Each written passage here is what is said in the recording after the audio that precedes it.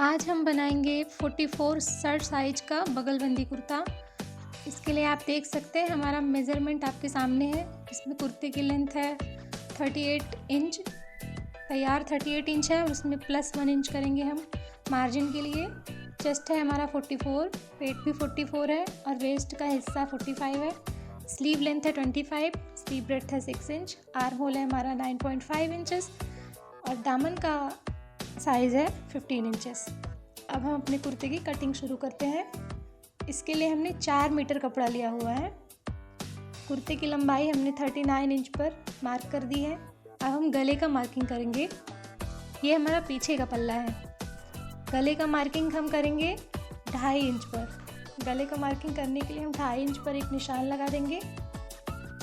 उसके बाद हमारा शोल्डर है 6 इंच। गले की गहराई 1 इंच पर है। पीछे के गले की गहराई हम ज़्यादा नहीं रखते हैं, मुश्किल से 1 इंच ही रखनी है हमें और 1 इंच पर मार्किंग कर देनी है। उसके बाद हम आर्म होल का निशान लगाएंगे जो कि 9.5 इंच है। 9.5 इंच पर हम निशान लगा देंगे और उसी के हिसाब से इस तरह से मार्किंग कर देंगे और इस निशान को हम सीधा कर देंगे। इसके बाद हम शेप दे देंगे आर्म होल का। यहाँ पर हमें समझने की ज़रूरत है थोड़ा सा। पीछे के पल्ले को हम 2.5 इंच तक उठाएंगे। अगर हमारा ये आगे का पल्ला होता, कुर्ते का अगर ये आगे का पल्ला होता तो हम इसे 2.5 इंच तक झुका देते इस तरह से, लेकिन हमारा ये पीछे का पल्ला है इसलिए हम इसे लगभग 2.5 इंच तक ऊपर उठाएंगे। देखिए यहाँ पर मार्किंग कर लेते हैं और 2.5 इंच तक हमें गले की तरफ भी उठाना है और इस निशान को इस तरह से सीधा कर देना है। और यहाँ पर हमें फिर से अपने गले की मार्किंग करनी है लगभग 1 इंच पर। अब हमारा ये पीछे का पल्ला सही मार्किंग के साथ तैयार हुआ है। ये देख सकते हैं आप 2.5 इंच मैंने झुकाया था और पीछे का पल्ला है इसलिए हमने 2.5 इंच तक इसे उठा दिया और इसी तरह से गले की तरफ भी हम 2.5 इंच तक इसे उठाएंगे। अब हम चेस्ट का मार्किंग करते हैं जो 11 इंच आना चाहिए, पर 1 इंच मार्जिन के साथ हमने 12 इंच किया है। पेट में भी 12 इंचेस का किया है हमने मार्किंग और कमर पर भी हमें लगभग 12.5 इंचेस पर निशान लगानी है। यहाँ 7 इंच पर निशान लगाएंगे, इसके बाद हम 6.5 इंच पर निशान लगाएंगे और उसके बाद 3.5 इंच पर। यहाँ तक हमारी सिलाई होगी। उसके बाद इन निशान को सबसे पहले हम सीधा कर देंगे। उसके बाद यहाँ पर हमारी जेब लगेगी और इसके बाद यहाँ तक फिर से सिलाई होगी। अब इसे हम अच्छे से सीधा कर दें निशान को और कुर्ते के दामन की तरफ हम यहाँ से तिरछा स्केल रखेंगे और निशान लगा देंगे। इस तरह से हमारे कुर्ते के बैक पल्ले की कटिंग कंप्लीट हो गई है। अब हम इसे सिंपल कट कर देंगे।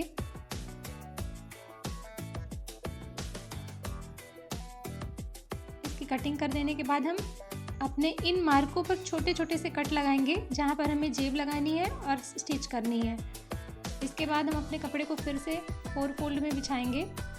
आगे का पल्ला हमारा 2 हिस्से में कटेगा। इस बात का हमें ध्यान रखना है कि 2 हिस्से में पूरा पल्ला कटना है, इसलिए हमको आगे का पल्ला थोड़ा सा बड़ा बिछाना है।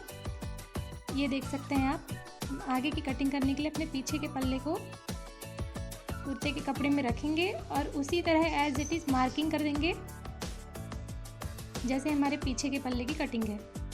इसके बाद जो हमने 2.5 इंच झुकाया था, इसको मार्क आप देख सकते हैं और सेम टू सेम वहीं पर हमें निशान लगाना है और इसे हमें 2.5 इंच तक झुकाना है क्योंकि ये आगे का पल्ला है। आगे का पल्ला 2.5 इंच कम कटता है। ये देख सकते हैं आप, यहाँ से हमारे आगे के पल्ले की निशान लगेगा। इसका कोई मतलब नहीं है, इधर से हमारी जो भी कटिंग होगी। आर्म होल 7 इंचेस पर आएगा। पीछे के पल्ले को हम हटा देंगे और आगे के पल्ले की हम सिंपल कटिंग कर देंगे जिस तरह से मार्किंग की हुई है।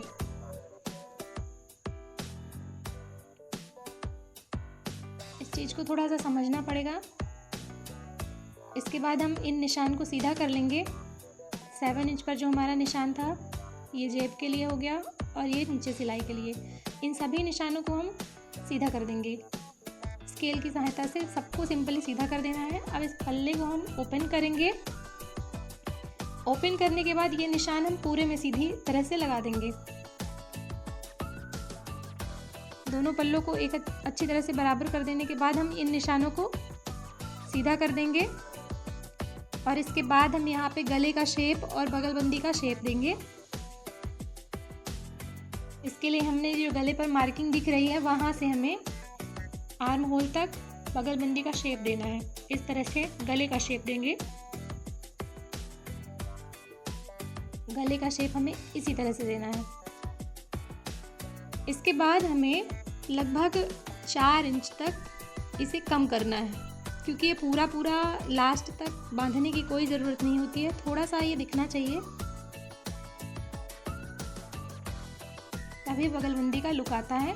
अब हम यहाँ से बगलबंदी का शेप दे देंगे। ये देख रहे हैं आप, इस तरह से हम बगलबंदी का शेप देते हुए पूरी लाइन सीधी कर लेंगे। थोड़ा ध्यान से देखिएगा, क्योंकि चौक वाइट कलर की है तो थोड़ा सा कम समझ में आ रही होगी। अब हम सिंपल इसको कटिंग कर देंगे।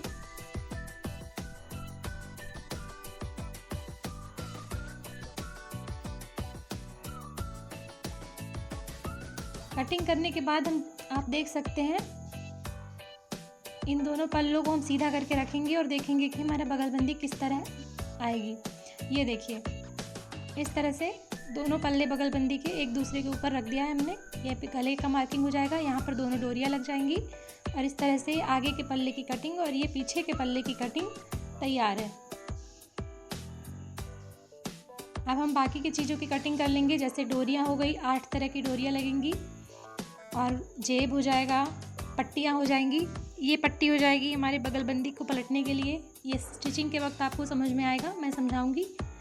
ये पट्टियों से हम डोरियाँ कट कर लेंगे। जो 8 डोरियाँ लगेंगी बगलबंदी को बांधने के लिए, उन्हें हम अच्छी तरह से कट कर देंगे। डोरी भी सिलना मैं आपको बताऊंगी। कट करने के बाद हम स्लीव्स की कटिंग करेंगे। स्लीव्स रहेगी हमारी फुल स्लीव्स 25 इंच। यहाँ से 4 इंच तक हम गहराई लेंगे और 7 इंच के लगभग हम कटिंग के लिए रखेंगे। 6 इंच फिटिंग रहेगी, 1 इंच मार्जिन। यहाँ से हम इसे स्लीव्स का शेप दे देंगे और फिर सिंपली कटिंग कर देंगे। फुल स्लीव रहेगी, इसलिए 25 इंच हमने लंबाई रखी हुई है। तैयार हमें 23 इंच चाहिए। 2 इंच नीचे तरफ मुड़ जाएगा और 1/2 इंच के लगभग ऊपर दब जाएगा। इस तरह से स्लीव्स की कटिंग रेडी है। अब इसके बाद हम जेब की कटिंग करेंगे। साइड पॉकेट जो लगनी है उसकी कटिंग करेंगे। साइड पॉकेट हमारी लगभग 20 या 21 इंच की रहती है और उसकी चौड़ाई 7 इंच रखना है हमें। इस कपड़े को हम सीधा कर देंगे। थोड़ा सा तिरछा है तो दोनों कपड़ों को हमें अच्छी तरह से सीधा कर देना है।